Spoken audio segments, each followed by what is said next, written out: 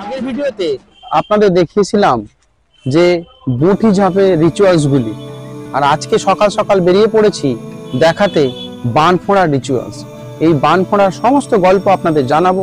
চলুন, বান কিভাবে ফুটছে, অর্থাৎ দুটি লোহার দণ্ডকে দুপাশে পেটের দুপাশে কিভাবে ফুটিয়ে তারা ধুনো পোড়ায় সেইটি দেখাবো আপনাদের। চলুন, যেখানে বান ফোঁড়া হচ্ছে সেখানে পৌঁছে যাই। সেখান থেকে সারা দিন চলবে আজকে বান ফোঁড়ার অনুষ্ঠান।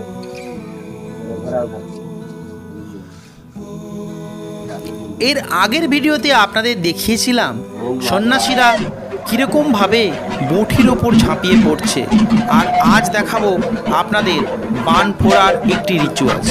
এই সমস্ত যা কর্মকাণ্ড ঘটছে তা কিন্তু ভগবান শিবকে সন্তুষ্ট করার জন্য।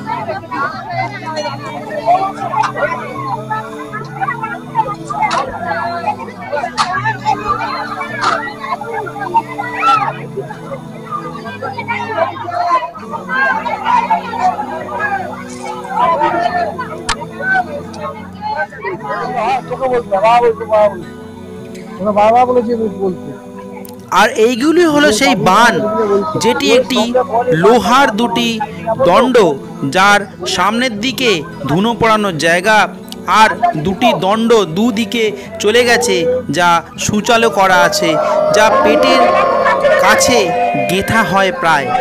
আর এই যন্ত্রণা সহ্য করেও এই সন্ন্যাসীরা সারা দিন ধরে ধুনো পোড়াবেন। তবে একটি কথা বলে রাখি, এই যে সমস্ত কর্মকাণ্ড ঘটছে তা কিন্তু স্বেচ্ছায়।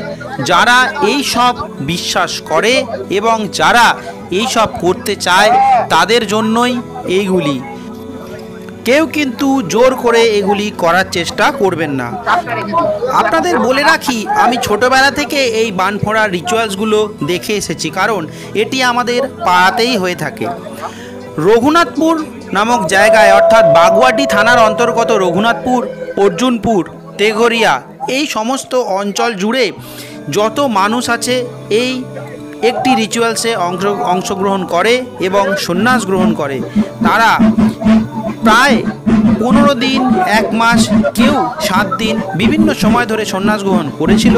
আজকে এটি একটি অনুষ্ঠান যেটিকে বলা হয় বান ফোঁড়া। শুদ্ধ মনে নিজেই বিশ্বাস নিয়ে এরা চলে এসেছে নিজের এই কর্মকাণ্ডে অংশগ্রহণ করার জন্য, যা শিবকে আহুতি দেওয়ার জন্য এবং এইখানে সন্তুষ্ট করার জন্য মহাদেবকে।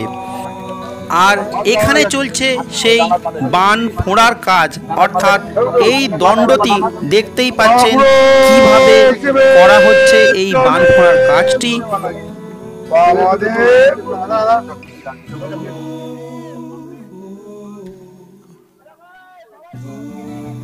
আর এই বান ফোঁড়ার কাজ প্রায় সমাপ্ত। এবার এরা চলে যাবে যে মূল মন্দিরে, অর্থাৎ গোরক্ষবাসী মন্দিরে।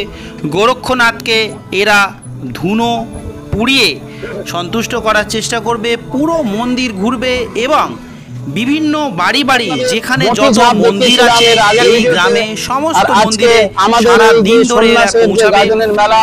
তার বান ফোঁড়া চলছে। বান ফোঁড়া উৎসব একটি এমনই উৎসব, সেই সম্বন্ধে আপনাদের সমস্ত ডিটেলে জানাবো। তার আগে আপনাদের বান ফোঁড়া কিভাবে ওরা করছে সেগুলো আপনাদের দেখিয়ে রাখি।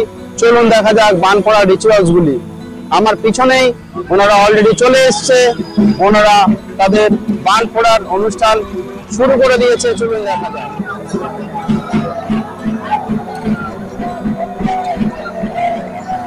প্রত্যেক অঞ্চলের একটি করে মূল সন্ন্যাসী থাকে এবং প্রত্যেক সন্ন্যাসীর সঙ্গে থাকে একজন, যারা ধুনো এবং কাপড় নিয়ে ঘুরে বেড়ান এই যারা বান ফুঁড়েছে তাদের সঙ্গে।